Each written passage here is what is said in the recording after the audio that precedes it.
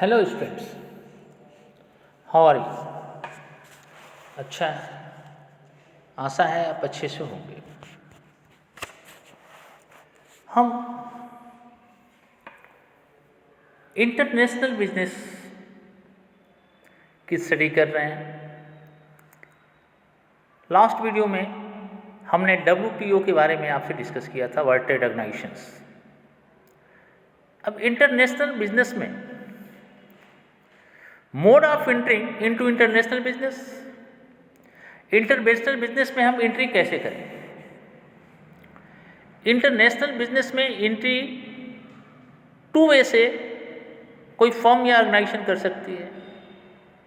First, export and import.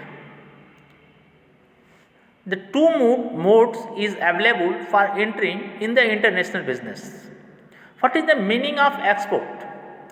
When any goods and services to be sent from our domestic countries to other countries, its system is called export. And when any goods and services is buying from domestic countries to foreign countries is called import. All two types of business is to be doing by two way, direct or indirect. Direct means when firm organization direct deal from foreign countries, firms and organizations. Its types of business is called direct business. And when domestic firm doing our business from foreign countries in the any middleman, then its business is called indirect business. Both business is to be doing by some legal formalities. देखिए, export और import दो ऐसे mode हैं जिससे हम international business में entry कर सकते हैं। जब हम अपने डोमेस्टिक कंट्री, जो भी कंट्री डोमेस्टिक हो, वहाँ से गुड्स एंड सर्विसेज को दूसरे कंट्रीज में भेजते हैं तो उसे बोलते हैं एक्सपोर्ट। और जब दूसरी कंट्री से हम गुड्स एंड सर्विसेज को बाइंग करते हैं तो इसे बोलते हैं इंपोर्ट बिजनेस।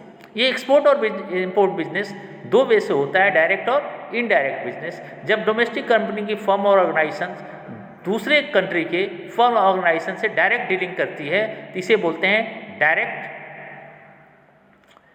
और जब इन दोनों के बीच में कोई मिडिल मैन आ जाता है, कोई मध्यस्थ आ जाता है, कोई ब्रोकर आ जाता है तो इसे बोलते हैं इनडायरेक्ट बिजनेस। अब what is the procedures of export and import? Export procedures में सबसे पहले है letter of inquiry. Letter of inquiry means exporter से आप उसका वैल्यू, गुड्स या सर्विसेज की वैल्यू क्या है, उसकी क्वालिटी क्या है, रूल्स क्या हैं, कंडीशन क्या है, इसकी नॉलेज जो है डिफरेंट जो एक्सपोर्टर हैं वो देते हैं, हम देते हैं एक्सपोर्ट करने के लिए फॉरेन कंट्री के लोगों को। इसके लिए एक प्रोफार्मा इनवाइस भी बनाते हैं और इसमें अपने वैल्यू, क्वालिटी, साइज, वेट, इसके संबंध में जो डिफरेंट इंफॉर्मेशन होते हैं ये उसको हम भेजते हैं। इसके बाद सेकंड में उससे ऑर्डर रिसीव करते हैं। जब उससे हम ऑर्डर रिसीव करते हैं तो वो जो प्रोफार्मा इनवाइस दिए रहते हैं, अगर वो उससे सेटिस्फाइड है, अगर वो उससे सेटिस्फाइड है तो सेटिस्फाइड होने के बाद वह एक ऑर्डर देता है। वो ऑर्डर को हम लोग इंडेंट कहते हैं। इंडेंट मीन्स ऑर्डर रिसीव हुआ और उसमें कितनी गुड्स भेजी जानी है, किस क्वालिटी की भेज जाने हैं, डिलीवरी की टर्म्स एंड कंडीशन क्या है, पैकेजिंग क्या है, उसका मार्क क्या होगा, इसके बारे में इंफॉर्मेशन दी जाती है। इस जो रिसिप्ट मिलता है, जो इंडेंट मिलता है, उसको हम लोग कहते हैं रिसिप्ट ऑफ ऑर्डर और इंडेंट। फिर है assessing importer credit वर्थनेस and securing guarantee for payment. अब जब ऑर्डर मिल जाता है तो गुड्स के मैन्युफैक्चरिंग से पहले, बेचने से पहले, उस गुड्स की प्राइस की, पेमेंट की सेफ्टी के लिए उसकी अपनी रेपुटेशन क्या है, उसकी क्रेडिट वर्थनेस क्या है, इसके बारे में इंक्वायरी की जाती है। और हमारा बिजनेस का रिस्क या पेमेंट लेने का रिस्क कम से कम हो, इसके लिए उससे एक लेटर ऑफ क्रेडिट लिया जाता है। ये जो लेटर ऑफ क्रेडिट लिया जाता है, इस बात का सर्टिफिकेट होता है जो आपका बैंक वहाँ का पेमेंट करता है कि वह अगर पेमेंट नहीं करेगा तो बैंक उसका पेमेंट आपको दे देगा। तो ये है assessing importer credit वर्थनेस and securing guarantee for payment. अब ऑब्टेनिंग एक्सपोर्टर लाइसेंस, आपको एक्सपोर्टर का लाइसेंस लेना है। तो किसी भी फर्म को गुड्स या सर्विसेज को एक्सपोर्ट करने से पहले एक एक्सपोर्ट लाइसेंस रिसीव करना होता है और इसके लिए कुछ फॉर्मेलिटीज पूरी की जाती है। अब इसके लिए आपको एक कोड मिलता है जिससे बोलते हैं obtaining importer exporter code, obtaining importer and exporter code जिसे कहते हैं IEC। इसमें एक नंबर होता है, उस नंबर के अकॉर्डिंग आपको करना पड़ता है। और ये regional import export licensing authority के यहाँ एप्लीकेशन देने पे ये आपको वो कोड अलॉट करती है।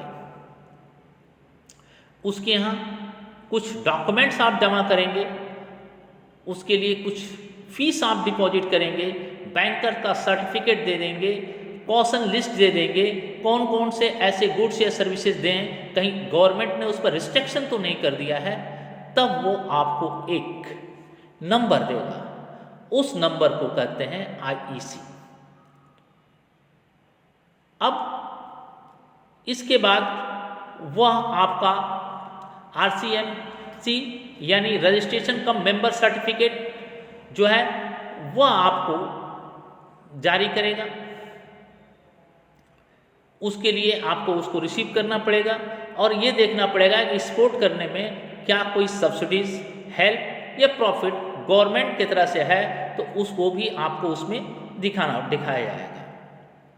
अब जब ये जो RCMC इशू करते हैं, ये कौन कौन कर सकते हैं? एक्सपोर्ट प्रमोशन काउंसिल कर सकती है, federation of Indian export organisation कर सकता है, एक्सपोर्ट डेवलपमेंट अथॉरिटी इसे इशू कर सकती है, जिसे कहते हैं रजिस्ट्रेशन कम मेंबर सर्टिफिकेट्स। फिर ऑब्टेनिंग पर शिपमेंट फाइनेंस। अब गुड्स को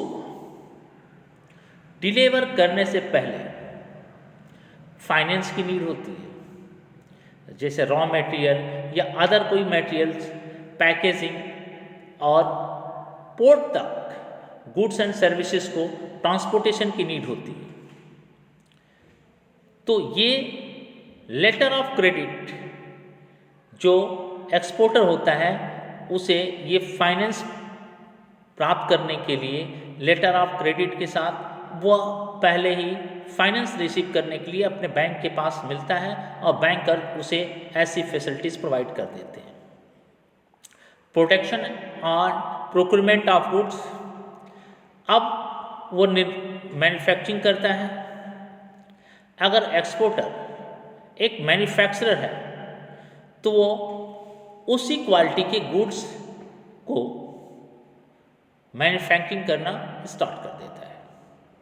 इसके बाद प्रीशिपमेंट इंस्पेक्शन। प्रीशिपमेंट इंस्पेक्शन में क्या होता है कि ये इंटरनेशनल क्वालिटी को मेंटेन करने के लिए, ताकि हमारे डोमेस्टिक कंट्रीज का कोई क्वालिटी में डोमेस्टिक कंट्री का रेपुटेशन खराब ना हो, इसके लिए प्रीशिपमेंट से पहले ये मैंडेटरी है कि वो वहाँ की गवर्नमेंट उसका इंस्पेक्शन करे। हेल्थ एंड सेफ्टी के पॉइंट ऑफ व्यू से जो स्टैंडर्ड मेंटेन किए गए हैं क्वालिटी के, वह सही हैं कि नहीं।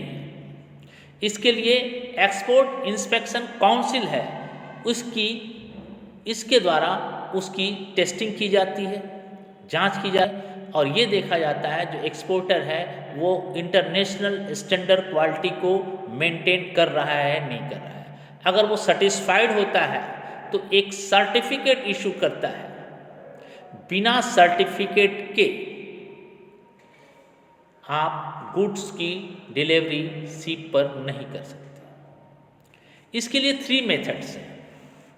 इसके लिए जो 3 मेथड हैं, कंसाइनमेंट वाइज इंस्पेक्शन, यानी हर एक कंसाइनमेंट के, आप मान लीजिए लंबा ऑर्डर मिला है तो एक बार एक पार्ट में 1 बार 2 बार 3 बार में माल बेचते हैं, तो वो कंसाइनमेंट हर कंसाइनमेंट का इंस्पेक्शन करता है, सेटिस्फाइड होता है तो उसका सर्टिफिकेट दे देता है। फिर इन प्रोसेस क्वालिटी कंट्रोल, ये जब मैन्युफैक्चरिंग होता है, प्रोडक्शन के प्रोसेस में ही ये इंस्पेक्शन कर लेते हैं और इसकी क्वालिटी की जांच कर लेते हैं, उसकी मशीन की, उसकी टेक्निक्स की। और जब सेटिस्फाइड हो जाते हैं तो एक सर्टिफिकेट इशू करते हैं, ताकि ये मालूम हो जाए कि आपने अच्छी क्वालिटी का, इंटरनेशनल क्वालिटी को मेंटेन किया है। सेल्फ सर्टिफिकेशन, जो बड़ी बड़ी फर्में हैं जो लंबे स्केल पे बिजनेस को करती हैं, वह अंतर्राष्ट्रीय बाजार मार्केट में अपनी क्वालिटी को मेंटेन करने के लिए, जैसे जिसको हम लोग ISO 9000 या ISO 2000 इंटरनेशनल क्वालिटी को मेंटेन करने के लिए, ये फर्में अपने टोटल अपने मैकेनिज्म को उसी क्वालिटी में मेंटेन किए रहती हैं और उसके द्वारा जो उनका स्ट्रक्चर होता है उसी से उसकी टेस्टिंग होती चली जाती है, जिसे सेल्फ सर्टिफिकेशन कहते हैं। और ये अपनी क्वालिटी के लिए जो है वो प्रीशिपमेंट इंस्पेक्शन के परिषद को, काउंसिल को भी ये संपर्क करके उनसे सर्टिफिकेट ले सकते हैं। एक्साइज क्लियरेंस, जब गुड्स, जनरली तो जो एक्सपोर्ट गुड्स हैं वो एक्साइज से फ्री होते हैं।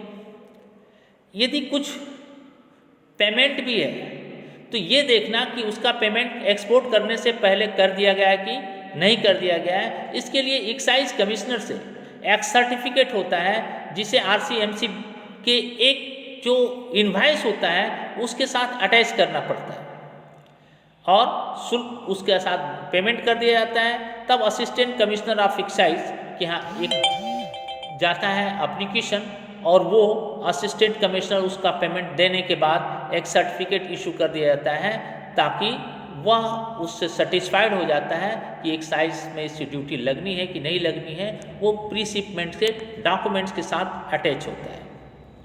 ऑब्टेनिंग सर्टिफिकेट ऑफ ओरिजिन, कुछ एक्सपोर्टर कंट्री किसी स्पेशलिस्ट कंट्री से जो गुड्स एंड सर्विसेज आते हैं उसके ऑथराइज से वो बेनिफिट लेते हैं।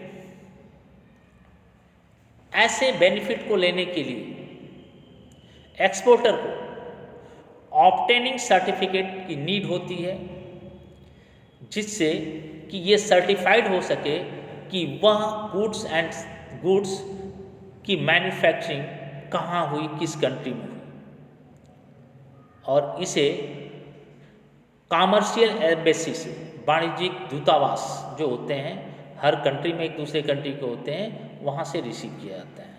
फिर रिजर्वेशन ऑफ शिपमेंट प्लेस, अब आपको माल भेजना है तो जिस भी पोर्ट से शिप से आपको भेजना है उस शिप में उस प्लेस को आपको क्या करना होगा, उस शिप में उस प्लेस को आपको रिजर्व करना होगा जहाँ पर कि आपके गुड्स उस शिप पर लोड होकर जाएंगे।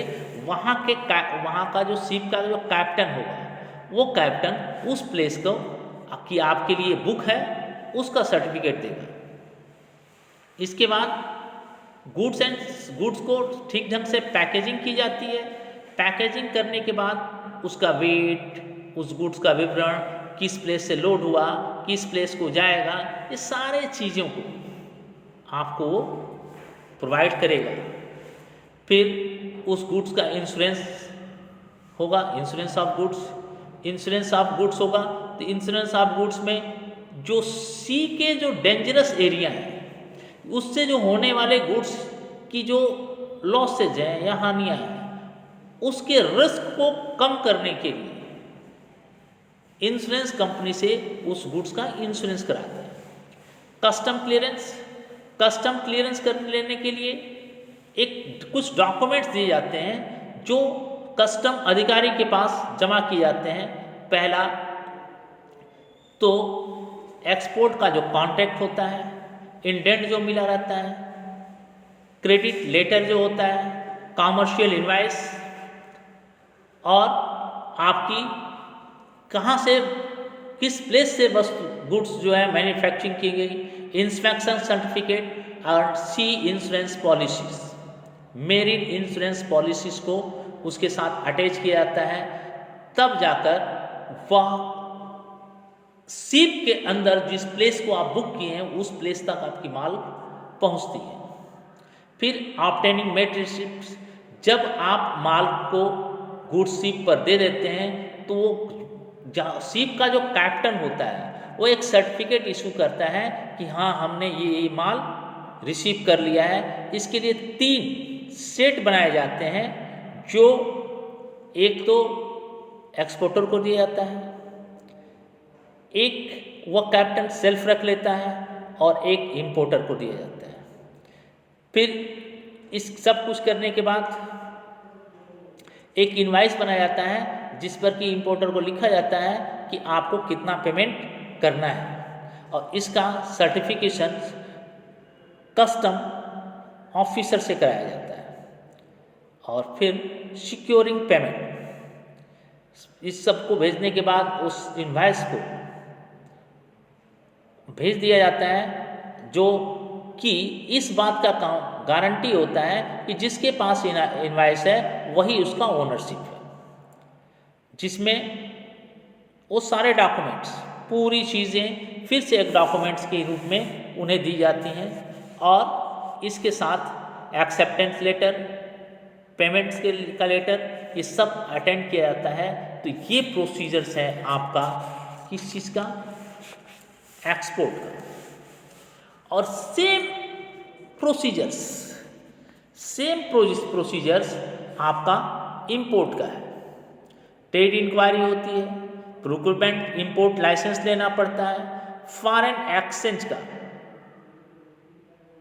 जो है RBI से अप्रूव्ड लेना पड़ता है, बैंकों से अप्रूव लेना पड़ता है, ऑर्डर को इंडेंट देना पड़ता है कि हम फला कंट्री को ऑर्डर देने जा रहे हैं। आपको अपने बैंकर से लेटर ऑफ क्रेडिट लेना पड़ता है ताकि आप एक्सपोर्टर कंट्री के सप्लायर्स को दे सकें। अरेंजमेंट ऑफ फाइनेंस का अरेंजमेंट करना पड़ता है। रिसीप ऑफ शिपमेंट एडवाइस को रिसीव करना पड़ता है। रिटायरमेंट ऑफ इंपोर्ट डॉक्यूमेंट्स, सभी वस्तुओं बैंक के पास इस सारे डॉक्यूमेंट जमा करने पड़ते हैं। Credit note, packing list, marine insurance, exchange bills of exchange and obtaining manufacturing place. अब इसके बाद जो है आपको अराइवल ऑफ गुड्स का इंतज़ार करना पड़ता है कि वहाँ से कैसे आपके पास गुड्स आती है, bill of entry, custom clearance, custom officers के द्वारा ये सब लिए जाते हैं। और फिर कस्टम क्लियरेंस करने के बाद जब आप कस्टम का क्लियरेंस मिल जाता है तब पोर्ट से आप गुड्स डिलीवरी ले सकते हैं। क्लियर? अब एक चीज आती है, what is the main documents, ये principal documents of export, commercial invoice and packing list, bill of landing, receipt of goods, document of title of goods, contract of agreements, ये सारी चीज़ें आपको लेकर एयर प्लेस है तो एयरवेज का bill, certification of inspection, certification of origin, bill of exchange, ये सारी चीज़ें आपको फॉर्मेलिटी करनी पड़ेगी। ये सारे मेन डॉक्यूमेंट्स होते हैं, वो मेन डॉक्यूमेंट्स जो आपको एक्सपोर्ट और इंपोर्ट करने में आपको हेल्प करते हैं। इसी मोड से आप जाएंगे कहाँ पे, फॉरेन बिजनेस में। Okay, clear? कुछ प्रोफार्मा इनवाइस जैसे मेट्स रिसिप्ट है, बिल्स ऑफ एंट्री है, इसके प्रोफार्मा आपके बुक्स में दिया हुआ है। इस प्रोफार्मा को एज ए नोट्स आप अपनी कॉपी पर नोट करिए। कॉपी पर नोट करके इस चैप्टर मतलब इंटरनेशनल बिजनेस के चैप्टर की आप नोट्स बनाकर हमें अपने ऐप पर लोड करके सेंड कर दीजिए। Okay, thank you.